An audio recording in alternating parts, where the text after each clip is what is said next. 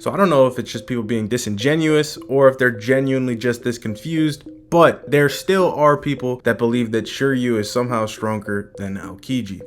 So simply put, this is one of the most misinformed takes in the One Piece community right now. But anyway, it all stems from this cover spread. The cover spread is showing what seems to be all the seconds of various crews. Oda referenced this cover page in an SBS where the reader asked him about Beppo. Does this confirm Beppo is the second strongest in the Heart Pirates? Does this confirm he is the number 2? And Oda replies with, that cover, huh? Similar to Zoro, not all of those characters have the title of first mate. I selected the number 2s as I saw fit.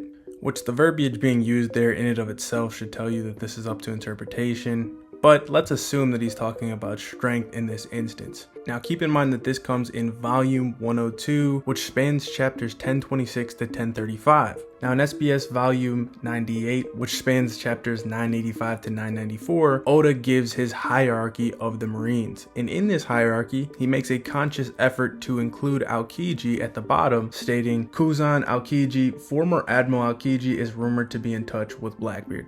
That's what he puts in volume 98. Now both volume 98 and volume 102 come during Wano. As you can tell, they're about 30 chapters apart. The big point of emphasis there though is that both of these volumes come well before it's ever confirmed Aokiji is the 10th Titanic captain, which comes in 1081. Not to mention that even the cover story showing Aokiji alongside Van Augur capturing Pudding and invading Whole Cake Island, that cover is chapter 1064. Again, well after volume 102, where this was stated. So at the time of answering this question, it was still a rumor that Kuzan is with the Blackbeard Pirates. No matter what the case may be, Oda would not be disclosing that information before his envisioned time frame for the reveal. Now, when you look at the Hachinosu fight with any semblance of logic, obviously I've done a deep dive already into Aokiji versus Garp fight. You could go check that out if you're confused about that or want to know my thoughts on how that fight shakes out, how it scales and everything like that. But you see that Shiryu does land a significant blow on Garp. He's able to stab through his body, but it's clearly emphasized the fact that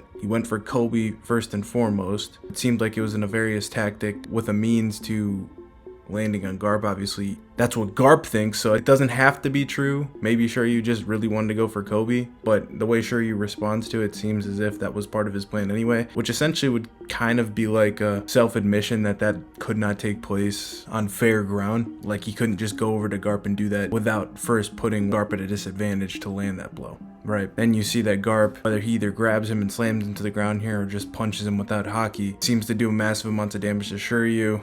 I mean, Shiryu is pretty insane, so he takes it, a smile on his face, and seems to be starting to stand back up anyway. Garp doesn't think very highly of him, pretty much took the attack, dispatched of him pretty quickly, and then moved on, and then Shiryu doesn't do anything else. Juxtapose that with Aokiji's performance with direct scaling and how everything shakes out. I don't think it's even comparable. Also, like, the only basis for any Shiryu scaling before this encounter would be like a pre-time skip statement that implied he was similar to Magellan, even though that was just somebody's opinion. That was Devonkov's opinion. And even in his Viver card, it kind of insinuates that that wasn't even truthful. Shiryu feared Magellan. So he's kind of just an inconclusive character for now. I'm not trying to downplay what he did with Garp completely. It's still pretty impressive that he was able to do that much damage to Garp.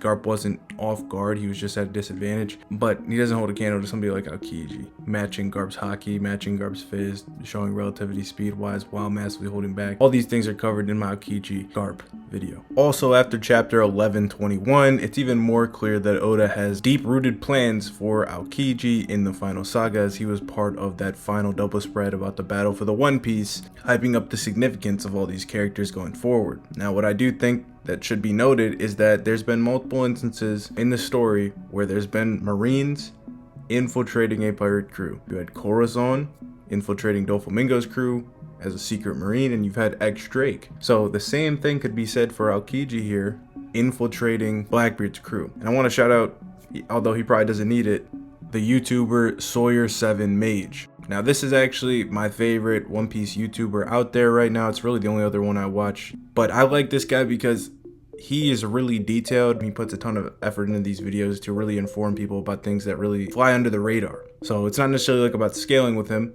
but there's a lot of good information in his video, so check out his page if you are interested. Because this is where I saw this part of the idea from. He mentioned that it's actually revealed that Sengoku took in ex-Drake in the same way he kind of took in Coruscant, kind of filling in for that fatherly type of role after he fled his father's crew and all this other stuff. Now, he shows like something from the wiki, which I'm showing you here, but it is actually mentioned in Viva Card 0515. I looked at it myself. I can't find like a direct translation for whatever reason. This one isn't translated like the rest, but it does mention Sengoku taking him in.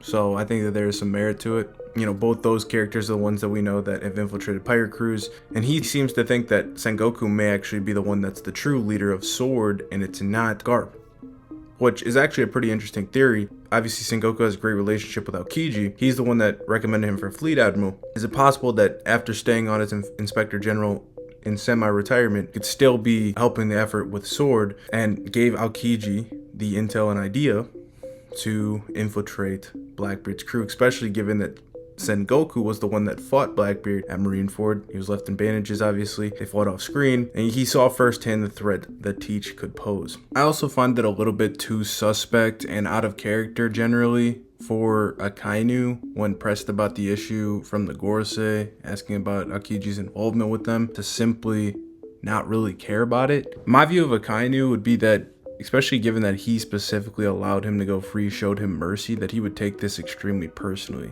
that Aokiji joined up with one of the Yonko, strengthening somebody that's one of their biggest enemies. So this kind of like rang the warning bells that I think Akainu and Aokiji are in league about something, and I think Akainu knows about Aokiji's involvement with Sword, or perhaps, you know, whatever else. Kuzan is going to be extremely important to the end of this story. Don't forget, you know, Blackbeard's crew, they're called the Titanic captains. What took down the Titanic? That iceberg. That iceberg named Aokiji. So keep that in the back of your mind. The statement was debunked in this video. The feats don't exist to get Shiryu past Aokiji, and narratively, there's no evidence that supports it, and it doesn't even make any sense. But anyway, hope you guys enjoyed this video. I think I've accurately described this. Let me know what kind of videos you'd like to see in the future. Peace.